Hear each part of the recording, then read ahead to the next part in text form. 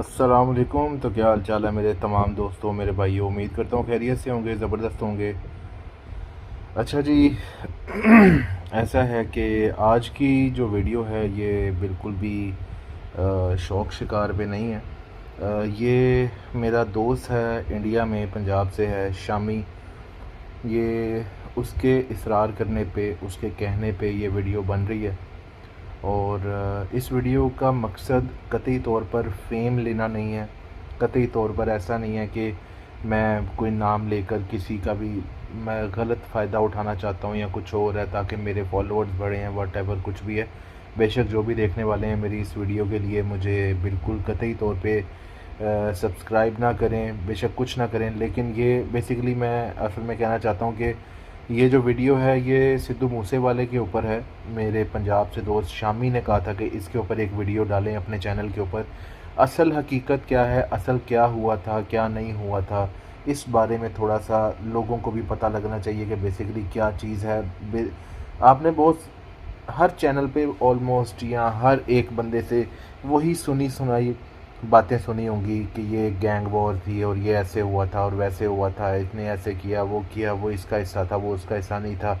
और आखिरकार करते करते एक गैंग वॉर के अंदर वो सिद्धू मूसे वाला जो था वो ख़त्म हो गया। बेसिकली वहाँ के जो उधर के मूसे वाले के जो लोग हैं, वहाँ के रहने वाले और फरीदकोट के रहने वाले और जो अलग अलग पंजाब के इलाकों से लोग हैं जो बेसिकली सिद्धू मूसे वाले को जानते थे, उनके ऐसे व्यूज़ नहीं हैं।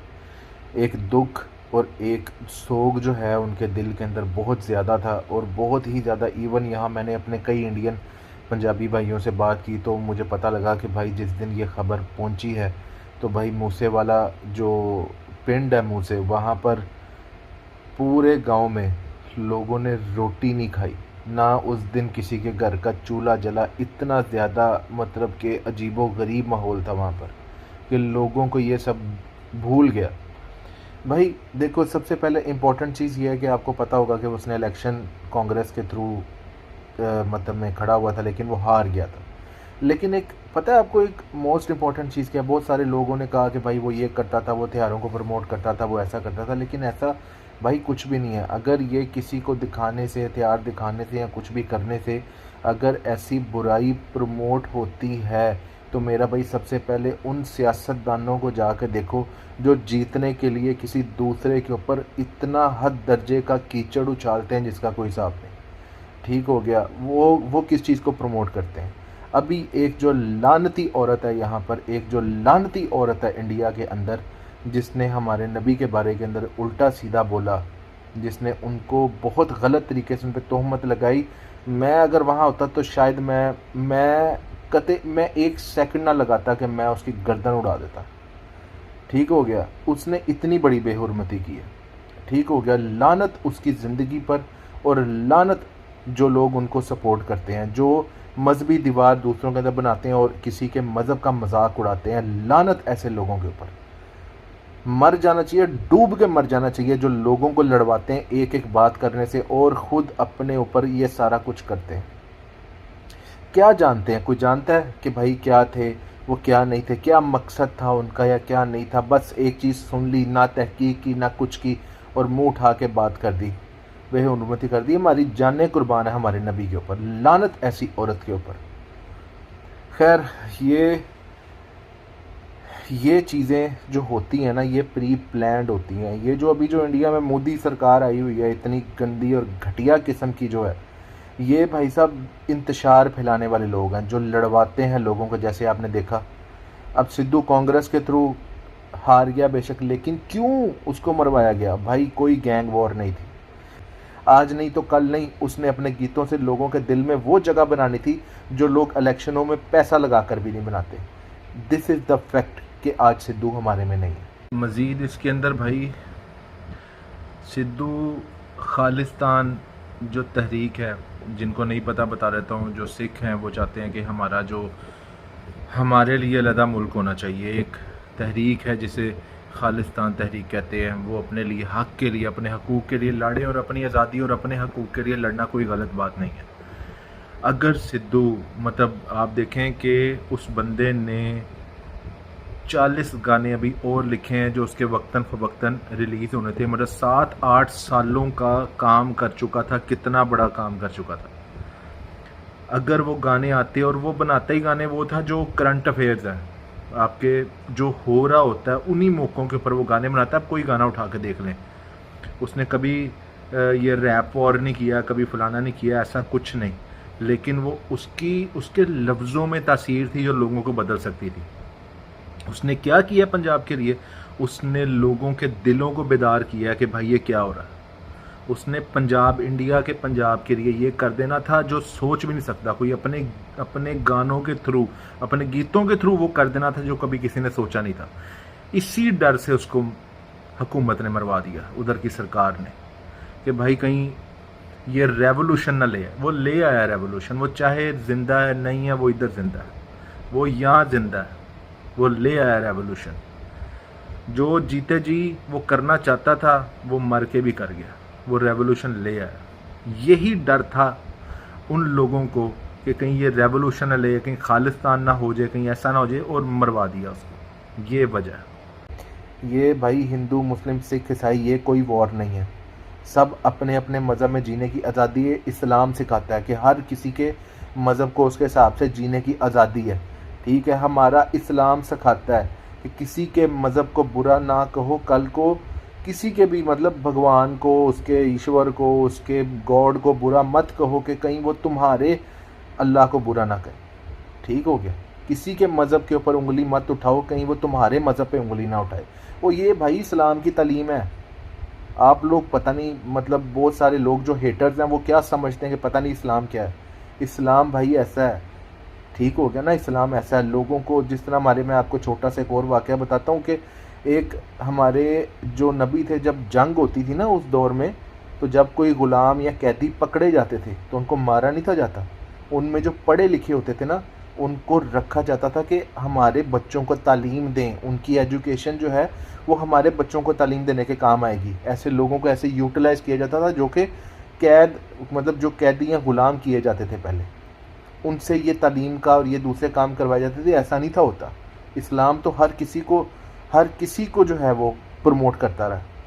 ठीक हो गया? तो ऐसा नहीं है। खैर, बहरहाल हम देखते हैं कि भाई सिद्धू मूसेवाले के जो लोग हैं वहाँ पर वो क्या सोचते हैं और क्या उनके जज्बात क्या हैं। ਬਾਠ ਸਾਹਿਬ ਤੁਸੀਂ ਵੀ ਰਿਵਿਊ ਦਿਓ ਆਪਣਾ ਸਿੱਧੂ ਮੂਸੇ ਵਾਲੇ ਬਾਰੇ। ਬਾਈ ਬਹੁਤ ਵਧੀਆ ਬੰਦਾ ਸੀ ਸਿੱਧੂ ਮੂਸੇ ਵਾਲਾ, ਬਹੁਤ ਵਧੀਆ ਗਾਣੇ ਗਾਉਂਦਾ ਸੀ। ਕੋਈ ਕੁੜੀਆਂ ਬੁੜੀਆਂ ਵਾਲਾ ਗਾਣਾ ਨਹੀਂ ਸੀ ਉਹਦਾ, ਸਾਰੇ ਸੱਚ ਗਾਣੇ ਸੀ ਉਹਦੇ। ਤਾਂ ਹੀ ਮਾਰਿਆ ਬਾਈ ਉਹ। ਪੰਜਾਬ ਦੀ ਸੱਚਾਈ ਗਾਉਂਦਾ ਸੀ ਉਹ, ਪੰਜਾਬ ਨੂੰ ਅੱਗੇ ਲਿਜਾਣਾ ਚਾਹੁੰਦਾ ਸੀ ਉਹ, ਤੇ ਉਹ ਉਹਨਾਂ ਨੂੰ ਰੜਕਦਾ ਸੀਗਾ, ਇਸੇ ਕਰਕੇ ਉਹਨੂੰ ਬਈ ਮਾਰਤਾ। ਵਧੀਆ ਬੰਦਾ ਸੀ, ਮਿੱਟੀ ਨਾਲ ਜੁੜਿਆ ਸੀ, ਪਿੰਡ ਰਹਿੰਦਾ ਸੀਗਾ, ਪਿੰਡ ਚ ਆਪਦੇ ਗਰੀਬ ਪਰਿਵਾਰ ਚੋਂ ਉੱਠ ਕੇ ਬੰਦੇ ਨੇ ਨਾਂ ਖੱਟਿਆ ਸੀਗਾ। ਜਮਾਂ ਗਰੀਬ ਲੈਵਲ ਚੋਂ ਉੱਠ ਕੇ ਗਿਆ ਸੀ ਬੰਦਾ। ਸਾਰਾ ਕੁਝ, ਦੌਲਤ ਵੀ ਸੀ ਉਹਦੇ ਕੋਲ, ਸ਼ੌਹਰਤ ਵੀ, ਸਾਰਾ ਕੁਝ ਕਮਾਇਆ ਸੀ ਬੰਦੇ ਨੇ ਕੋਈ, ਪਰ ਰੜਕਦਾ ਸੀ ਉਹਨਾਂ ਨੂੰ। ਆਪਦੇ ਪੈਰਾਂ ਤੇ ਸਟੈਂਡ ਸੀ, ਆਪਦੇ ਪੈਰਾਂ ਤੇ ਖੜਾ ਹੋਇਆ ਸੀ ਬੰਦਾ। ਉਹਦੇ ਮਾਂ ਪਿਓ ਨਾਲ ਰਹਿੰਦਾ ਸੀਗਾ, ਜਿੱਥੇ ਜਾਂਦਾ ਸੀ ਉਹਦਾ ਪਿਓ ਉਹਦੇ ਨਾਲ ਜਾਂਦਾ ਸੀਗਾ। ਪਰ ਗਲਤ ਹੋਇਆ ਬਈ ਜੋ ਵੀ ਹੋਇਆ ਪੰਜਾਬ 'ਚ ਕਰੀਮ ਕੱਢੀ ਆ ਉਹਨਾਂ ਨੇ ਬਈ। ਇਧਰ ਟੈਟੂ ਵੀ ਦੇਖ ਸਕਦੇ ਤੁਸੀਂ, ਬਾਈ ਬਣਾ ਕੇ ਲਿਆਏ। ਤੁਸੀਂ ਇਹ ਦੱਸੋ ਜੀ। ਸਤਿ ਸ਼੍ਰੀ ਅਕਾਲ ਜੀ ਸਾਰਿਆਂ ਨੂੰ। ਗੱਲ ਇਹ ਹੈ ਵੀਰੇ, ਜਿਹੜਾ ਸਿੱਧੂ ਮੂਸੇ ਵਾਲਾ ਹੈ ਨਾ, ਜਿਹੜਾ ਬਹੁਤ ਗਰੀਬ ਫੈਮਿਲੀ 'ਚੋਂ ਸੀ। ਪਹਿਲਾਂ 5-4 ਕਿੱਲੇ ਪਹਿਲੀ ਸੀ, ਨੋਰਮਲ ਫੈਮਿਲੀ ਸੀ ਉਹਨਾਂ ਦੀ। ਤੇ ਉਹਦਾ ਜਿਹੜਾ ਡੈਡੀ ਸੀ ਉਹ ਫੌਜ 'ਚ ਸੀਗਾ, ਤੇ ਉੱਥੇ ਫੌਜ 'ਚ ਕੋਈ ਮੰਨ ਲਓ ਕੋਈ ਚੱਕਰ ਪੈ ਗਿਆ, ਉਹਨਾਂ ਦੀ ਸੱਟ ਵੱਜ ਗਈ ਉਹਨਾਂ ਦੇ, ਜਿਸ ਕਰਕੇ ਵੀ ਉਹਨਾਂ ਦੇ ਦੋਵੇਂ ਕੰਨ ਦੇ ਪਰਦੇ ਪਾਟ ਗਏ ਸੀਗੇ। ਇਸ ਤੋਂ ਬਾਅਦ ਉਹ ਘਰੇ ਆ ਗਿਆ। ਜਦੋਂ ਉਹਨੇ ਫਿਰ ਇੱਥੇ ਆ ਕੇ ਪੁਲਿਸ ਦੀ ਨੌਕਰੀ ਕੀਤੀ, ਫਿਰ ਜਵਾਕ ਨੂੰ ਪੜ੍ਹਾਇਆ। ਵੀ ਇੱਕ ਟਾਈਮ ਇਹੋ ਜਿਹਾ ਸੀਗਾ ਵੀ ਸਿੱਧੂ ਘਰੇ ਇੰਨੀ ਗਰੀਬੀ ਸੀ, ਸਿੱਧੂ ਬਿਮਾਰ ਹੋ ਗਿਆ ਛੋਟਾ ਹੁੰਦਾ, ਜਦੋਂ ਨਿੱਕਾ ਸੀਗਾ। ਉਹਨੂੰ ਮੰਨ ਲਓ ਇਲਾਜ ਕਰਾਉਣ ਵਾਸਤੇ ਉਹਦੇ ਡੈਡੀ ਨੇ ਸਾਈਕਲ ਵੇਚ ਕੇ ਇਲਾਜ ਕਰਾਇਆ ਸੀ ਉਹਦਾ। ਇਸ ਤੋਂ ਬਾਅਦ ਉਹਨੇ ਪੜ੍ਹਾਈ ਕੀਤੀ, ਆਪਦੀ ਕਾਲਜ ਵੀ ਪੜ੍ਹਿਆ। ਤੇ ਇਸ ਤੋਂ ਬਾਅਦ ਉਹਦੇ ਮਾਂ ਪਿਓ ਦਾ ਸੁਪਨਾ ਸੀਗਾ ਵੀ ਆਪਾਂ ਨੋਰਮਲ ਫੈਮਿਲੀ 'ਚੋਂ ਆ, ਵੀ ਆਪਾਂ, ਇਹਨੂੰ ਸ਼ੌਂਕ ਸੀ ਗਾਉਣ ਦਾ, ਪਰ ਇਹ ਫੈਮਿਲੀ ਇਹਨਾਂ ਦੀ ਕਹਿੰਦੀ ਵੀ ਤੂੰ ਬਾਹਰ ਜਾ।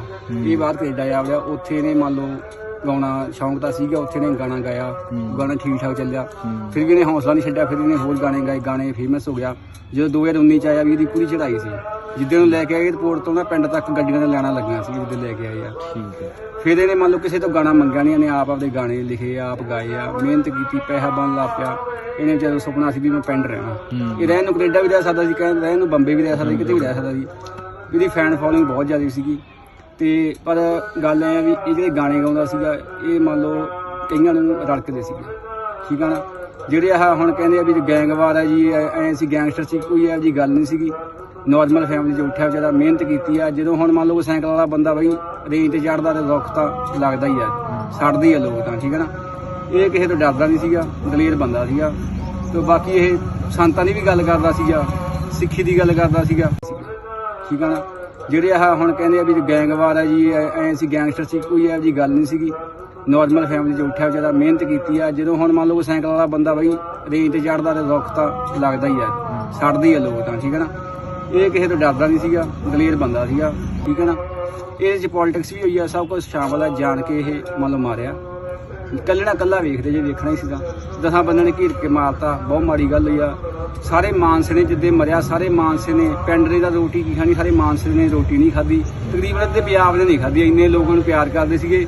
ਹਜੇ ਤੱਕ ਵੀ ਲੋਕ ਕਹਿ ਰਹੇ ਵੀ ਇਹਦਾ ਇਨਸਾਫ ਮਿਲਣਾ ਚਾਹੀਦਾ, ਜਲਦੀ ਤੋਂ ਜਲਦੀ ਇਹਦੇ ਕਾਤਲ ਫੜੇ ਜਾਣੇ ਚਾਹੀਦੇ ਆ।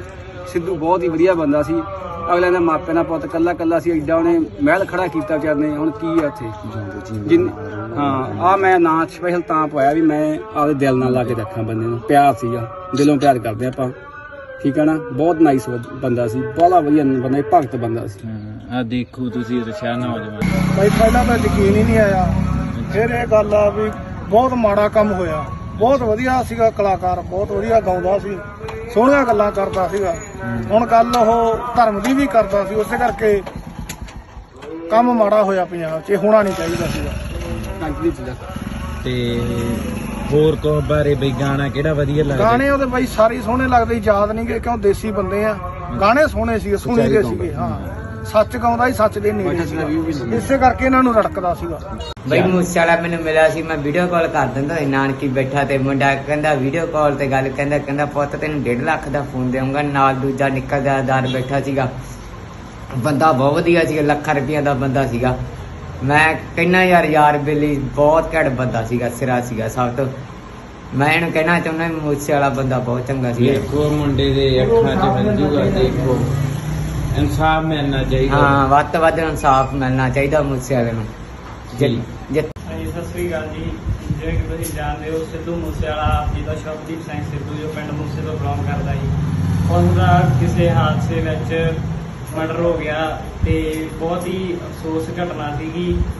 ਵੈਸੇ ਪਹਿਲਾਂ ਤਾਂ ਬਲੀਵ ਨਹੀਂ ਹੋਇਆ ਵੀ ਇੱਦਾਂ ਵੀ ਹੋ ਸਕਦਾ, ਪਰ ਜੋ ਕੁਦਰਤ ਨੂੰ ਮਨਜ਼ੂਰ ਸੀ ਉਹੀ ਹੋਣਾ ਸੀਗਾ। ਪਰ ਹੁਣ ਕੁਦਰਤ ਦੇ ਢੰਗ ਅਸੀਂ ਬਦਲ ਨਹੀਂ ਸਕਦੇ, ਪਰ ਸਰਕਾਰ ਉਹਨੂੰ ਇਨਸਾਫ ਤਾਂ ਦਿਵਾ ਹੀ ਸਕਦੀ ਹੈ।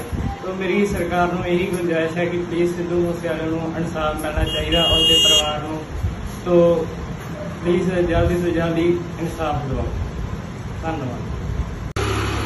ਹਾਂ ਬਈ ਸਿੰਘ ਸਾਹਿਬ, ਜਦੋਂ ਸਿੱਧੂ ਮੂਸੇਵਾਲਾ ਮਾਰਿਆ ਤੇ ਬਈ ਬਹੁਤ ਦਰਦਨਾਕ ਘਟਨਾ ਸੀ, ਤੇ ਤੁਹਾਨੂੰ ਕੀ ਲੱਗਿਆ, ਕਿਵੇਂ ਲੱਗਿਆ ਜਦੋਂ ਡੈਥ ਹੋਈ? ਫਿਰ ਬਹੁਤ ਮਾੜਾ ਹੋਇਆ ਵੀ ਇੱਕ ਐਡਾ ਵੱਡਾ ਕਲਾਕਾਰ, ਗੀਤਕਾਰ ਵੀ ਦੁਨੀਆ ਤੋਂ ਚਲਿਆ ਗਿਆ, ਵੀ ਉਹਦੇ ਮੁਕਾਬਲੇ ਦਾ ਵੀ ਕੋਈ ਨਹੀਂ ਸੀਗਾ। ਤੇ ਬਹੁਤ ਲੋਕਾਂ ਨੂੰ ਦੁੱਖ ਹੋਇਆ, ਲੋਕਾਂ ਦੇ ਘਰੇ ਰੋਟੀ ਵੀ ਨਹੀਂ ਪੱਕੀ ਉਸ ਦਿਨ।